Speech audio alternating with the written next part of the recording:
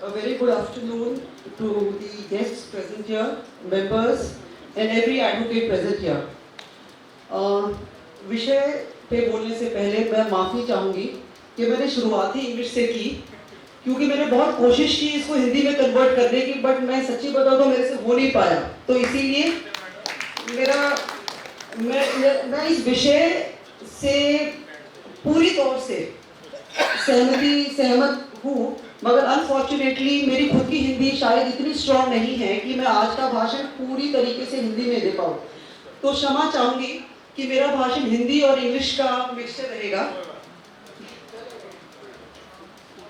जनता को न्याय जनता की भाषा में एक ऐसा विषय जो मेरी ओपिनियन में शायद देश के 70 साल की आज़ादी के बाद उठना ही नहीं चाहिए था, क्योंकि ये ऑलरेडी हमारे सिस्टम का एक पार्ट बन जाना चाहिए था।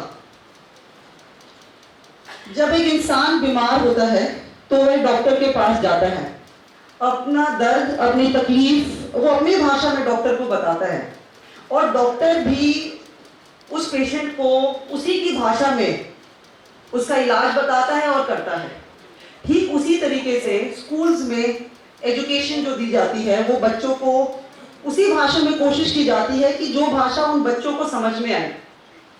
अन्य राज्यों में जो रोड्स पर साइंस होते हैं वो साइंस भी उन भाषाओं में होते हैं जिन भाषाओं में उन राज्य में रहने वाले लोगों को वो समझ में आ सके।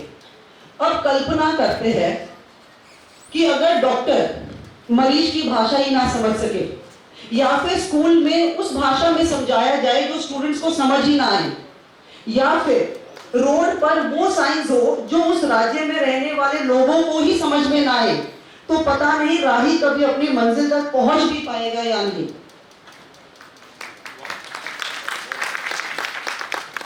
High court and supreme court are institutions जहां पर न्याय होता है। इंसान के जीने मरने का, उसकी संपूर्ण संपत्ति का और अन्य इंपॉर्टेंट विषयों पर फैसला दिया जाता है, मगर ये फैसला ना केवल उसी पर्टिकुलर क्लाइंट को बट उसकी आने वाली काफी पीढ़ियों पर असर डालेगा।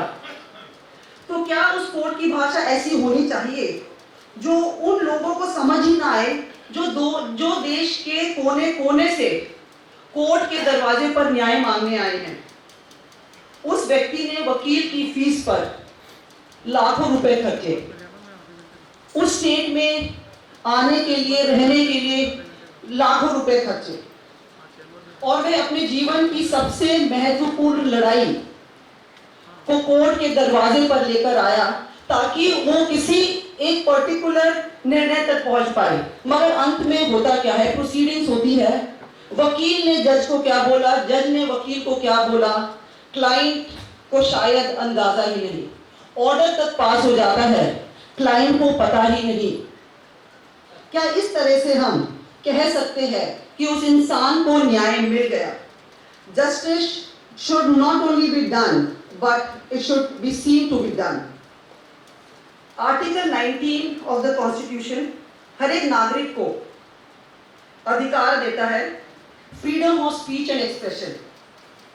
क्या कोर्ट में अपना पक्ष रखना freedom of speech and expression के अंतर्गत नहीं आता? और अगर वो स्पीच एंड एक्सप्रेशन में आता है तो उसे हम केवल कुछ सर्कमस्टेंसेस में ही कर्टेल कर सकते हैं, जैसे कि इंडिया की सोवरेनिटी, इंटीग्रिटी, फॉरेन रिलेशंस को खतरा ना हो। क्या कोर्ट में हिंदी या किसी भी रीजनल भाषा बोलने से देश की सिक्योरिटी या सोवरेनिटी या इंटीग्रिटी को किसी भी प्रकार का कोई खतरा हो सकता है?